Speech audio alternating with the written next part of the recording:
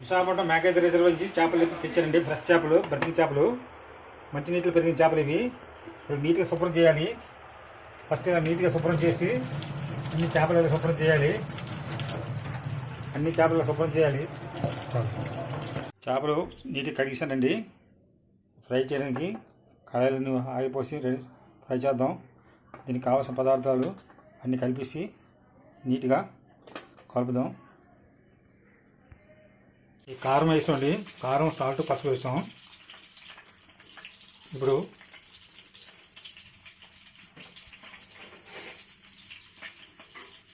కారం, పసుపు, సాల్ట్ వేసాం. ఇప్పుడు కొంచెం జీలకర్ర పొడి వేస్తాం. ఇది మేకైతే రిజర్వ్ అండి. చేపలు ఫ్రై చేస్తాం. చాలా టేస్ట్ ఉంటుంది. ఈ జీరా పొడి వేసండి.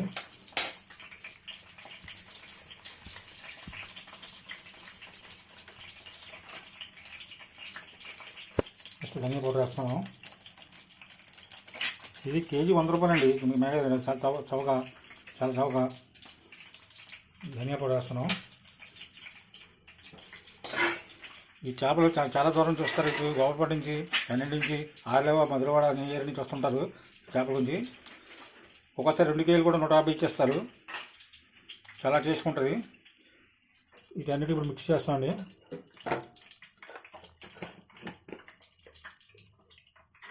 ఈ మసాలాలు కలిపామండి. ఇది ఫ్రైకి రెడీ చేద్దాం. కలర్ పెట్టి చాలా బాగుంటాయి. చేపలు బాగుంటాయండి. మేకైతే రిజర్వ్. చిన్నపిల్లలు కూడా తింటారు. ముళ్ళు ఎక్కువ ఉండదు. ఇది పాలగొడస అంటారు మా ఏరియాలో. మీరేమంటారో చేపలు కామెంట్ చేయండి ప్లీజ్. చేపలు ఫ్రై చేయడానికి కలర్ రెడీ చేసామండి. ఆయిల్ పోస్తున్నప్పుడు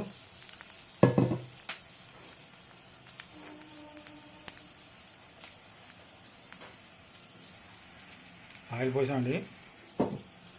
ఆయిల్ వేడెక్కిన తర్వాత చేపలు వేద్దాం. చేపలు వేస్తానండి ఫ్రైకి. ఇది చాలా టేస్ట్గా ఉంటాయండి.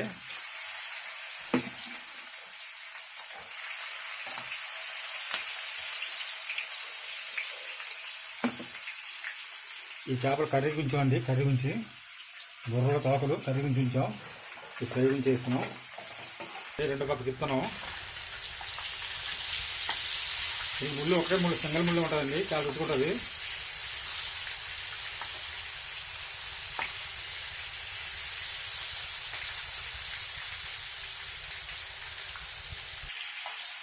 ఫ్రై అయిపోయింది. చేపలు తీస్తున్నాం.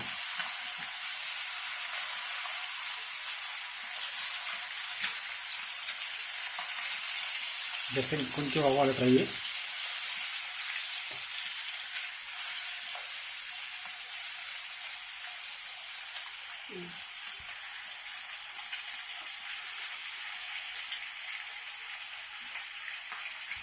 తీస్తున్నామండి.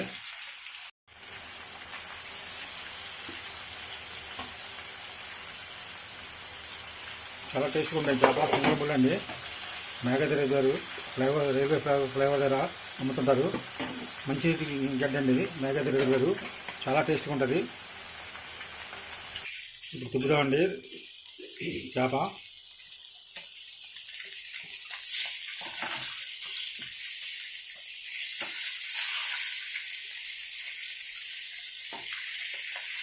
ఈ మంచినీటిలో పెరిగిన చేప అండి ఇది.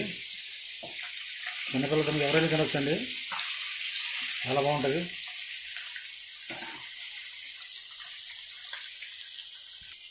ఈ ముక్కలు కూడా ఫ్రై అయిపోయండి.